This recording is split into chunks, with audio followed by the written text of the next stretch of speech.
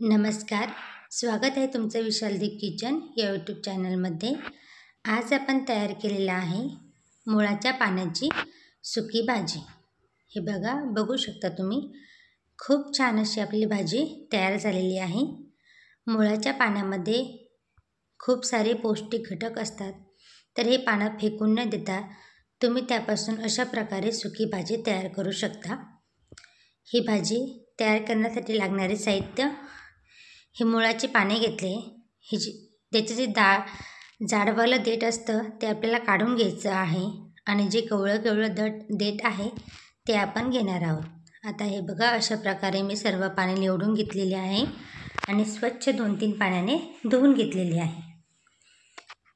आता आपल्याला भाजीला फोडणी देण्यासाठी लाल तिखट, हळद, मीठ, शेंगदाण्याचा कूट,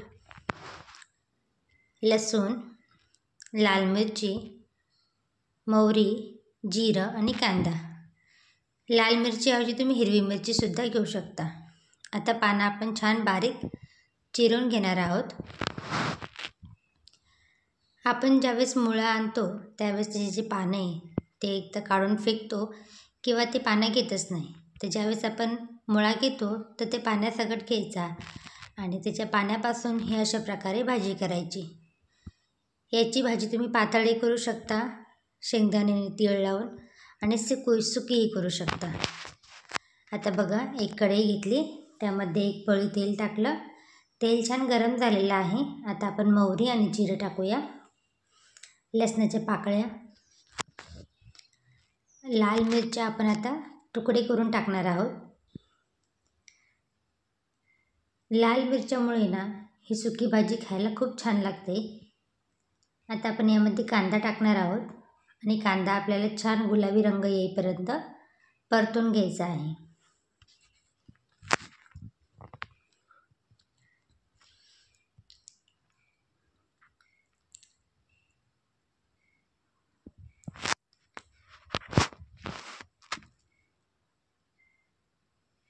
आता कांदा आपला छान गुलाबी रंग येईपर्यंत झालेला आहे. आता आपण यामध्ये दाण्याचा कूट टाकणार आहोत.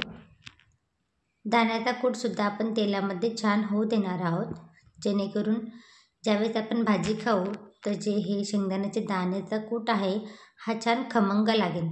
त्यामुळे छान आपल्याला तेलामध्ये हा परतून घ्यायचा आहे दाण्याचा कूट.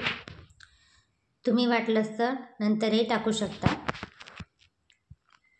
आता आपण यामध्ये 1 चमचा तिखट आणि अर्धी चमचा हळद टाकणार आहोत. हे छान आता आपल्याला परतून घ्यायचं आहे.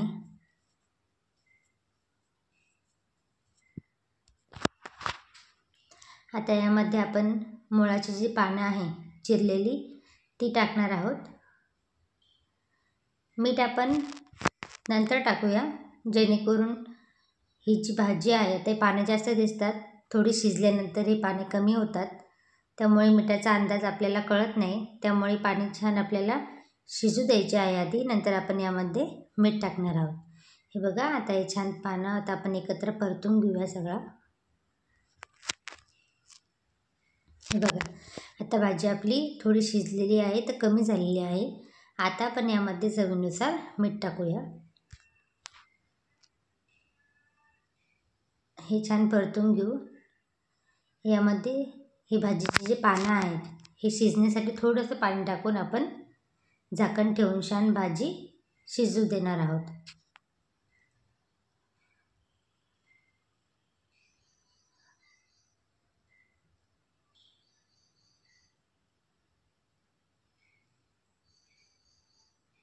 आता आपण याच्यावरती झाकण ठेवणार आहोत आणि झाकणावर सुद्धा आपण पाणी ठेवणार आहोत, जेणेकरून आपली जी भाजी आहे ती बुडी लागणार नाही.